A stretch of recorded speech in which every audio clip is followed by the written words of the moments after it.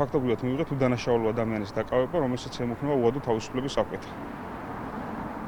და რეალურად საერთაშორისო დამნაშავეები, რომელიც ხა რეალურად დაკავებული და პასუხისმგებაში მიცემულები არიან თავისუფლებას. საერთაშორისო დანაშაულებრივი დაჯგუფების წევრები გამოძიებას გამოვლენილი არ ჰყავს, თუმცა წინასწარი პატიმრობა უკვე შეუფარდეს ტრაილერის მძღოლს, ვინც $2,700 ირანიდან საქართველოში მარმარილოს ფილები ჩამოიტანა.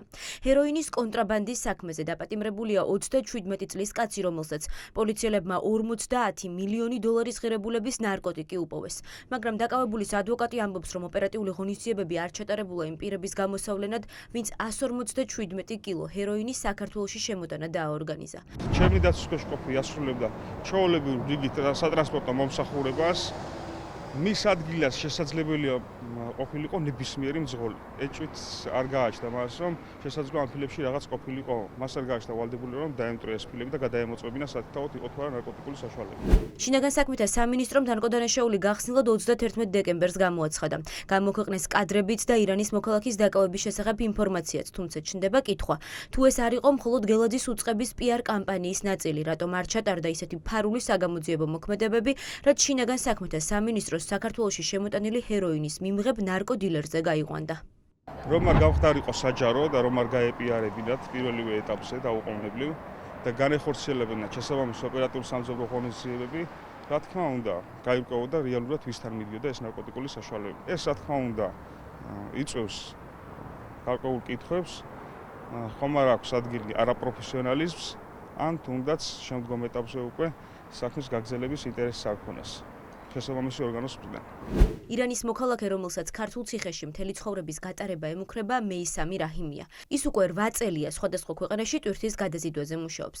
რაჰიმის სხვა ტრაილერის მძღოლების მსგავსად სარგებლობს საერთო ჩატით, რითიც ქვეყნებს შორის ტვირთის გადაზიდვაზე ინფორმაცია იცვლება და ირწმუნება, რომ ასეთი შეკვეთა მიიღო საქართველოში შემოსვლამდეც.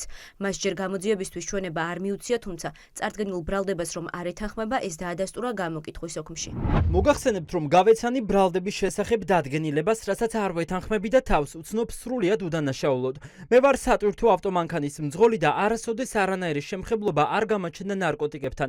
მათ შორის არასოდეს არ მქონია კანონთან პრობლემა.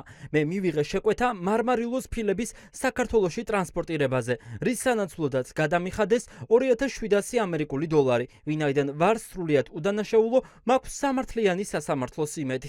ტრაილერი, საიდანაც განსაკუთრებით დიდი ოდენობის ნარკოტიკი ამოიღეს მარმარილოს ფილებით ავღანეთის საზღვართან ჩაიტვირთა. ამის შემდეგ მან 2 ქვეყნის სასაზღვრო გამშვები პუნქტი გაიარა, ირანის და აზერბაიჯანის. პირველების ინფორმაციით თავდაპირველი გეგმით სატვირთო ბათუმში უნდა ჩასულიყო, თუმცა ლოკაცია მოულოდნელად ბოლო წამს შეიცვალა. გამოძიება ჯერ არ არის დასრულებული. შემოვიდა თუ არა საზღვარზე.